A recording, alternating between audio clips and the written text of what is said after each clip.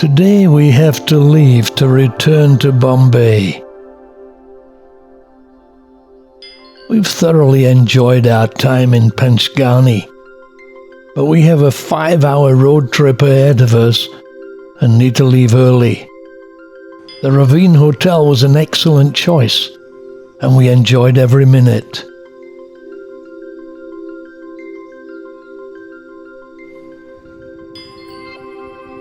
We planned to stop off in Lonavala, another hill station about 60 miles south of Bombay, nowadays a popular tourist spot. Though it was raining when we arrived, so we made a quick stop to see the views from here as we headed towards Bombay.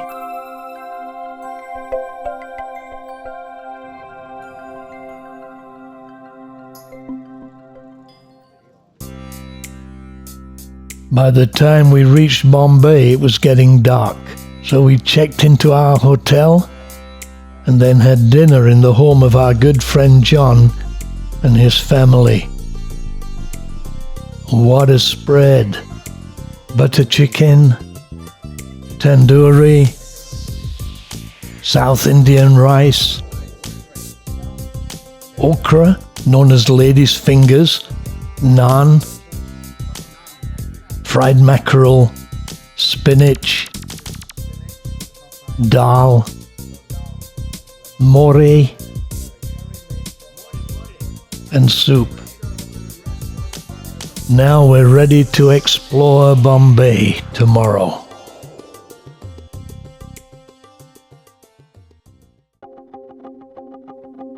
As Bombay wakes up, we enjoy a great breakfast. Then downtown to visit the old part of the city. I always find Indian roads fascinating. There's such diversity. Busy.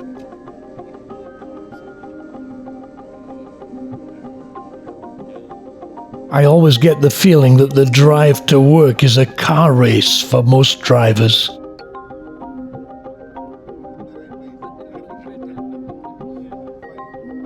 This is a vibrant, constantly changing city.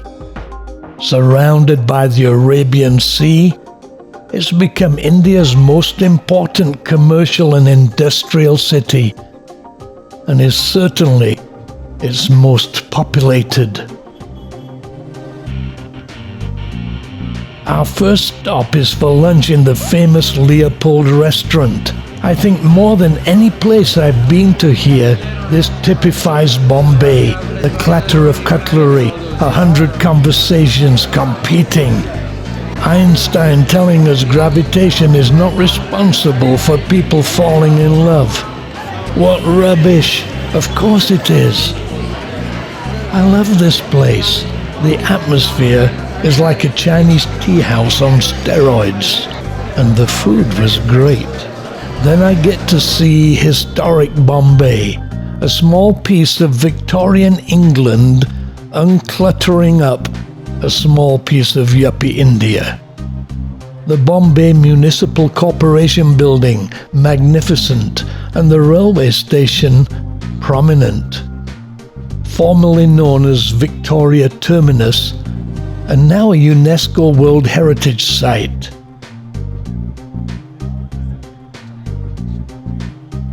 Get your selfie here. This is the city centre, and busy as usual. The station took 10 years to build. The buildings here, predominantly the Victorian Gothic style. The lion and tiger outside, representing Britain and India. Inside, it's again magnificent, more akin to a church than a railway station. It may not be the biggest in India, but it's certainly the most beautiful, and it's said to bear a resemblance to St. Pancras Station in London. I can't remember that being this beautiful.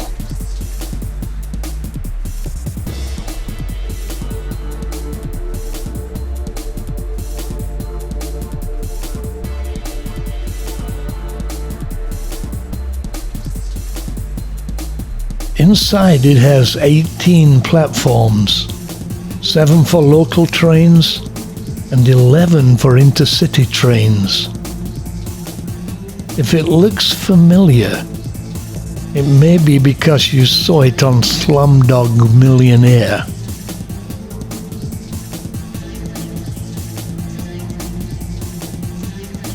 Underpasses allow the passengers to enter and exit quickly. Victorian Bombay is still the predominant style around here. So our journey continues. Next stop is the Taj Mahal Palace Hotel. Nowadays, simply the Taj. 560 rooms, 44 suites, and 1,600 staff.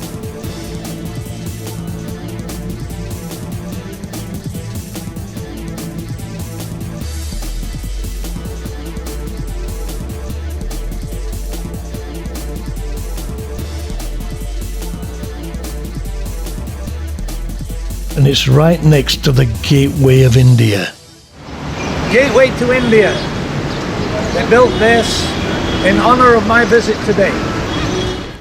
Actually, it was built to commemorate the landing in India of King George VI and Queen Mary in 1911. Note that it was not here when they landed. It was not finished until 1924, but they did get to see a cardboard model of it on their visit. So we enjoyed a look around. After all, no visit to Bombay is complete without a visit to the Gateway of India. So with that, our visit was completed. Time to move on.